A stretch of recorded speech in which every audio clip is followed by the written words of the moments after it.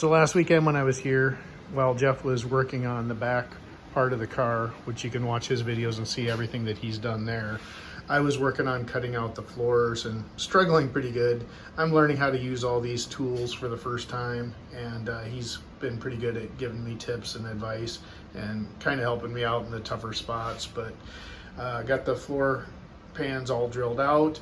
Underneath there, everything's been painted with Eastwood rust encapsulator inside the frames and then sprayed with weld-through primer. And right now they're just sheet metal screwed in there, so when I come back I can practice and learn how to do some welding to get those in. Once we get the front floor pans in, we're going to go to these rear floor pans, and there's going to be a couple of spots in this center section that we're going to have to patch that I wasn't expecting as well. But just little things like that, by the time we're done, should be super solid.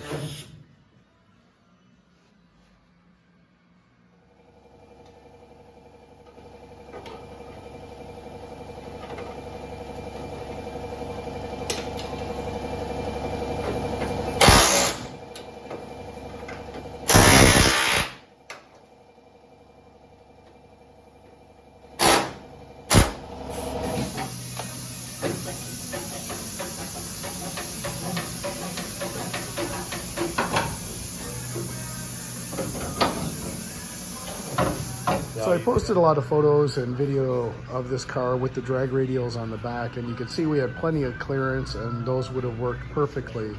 But the problem with that is I knew we were going to have to replace the trunk pan anyway. If you take a look at it, it's pretty bad. These are the side parts of the trunk, and they're full of fiberglass, and they came up really easy because of rust. So since we're going to be cutting out the trunk pan anyway,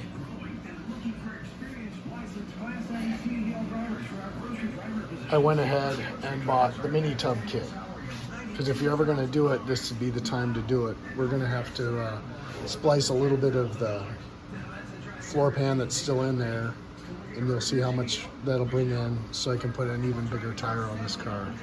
But if this car would have been solid and the trunk didn't need to be replaced, I probably would have left it as it was. Since I can get into the trunk here, it's easy to get access to this area here. As you can see, it's got a lot of surface rust.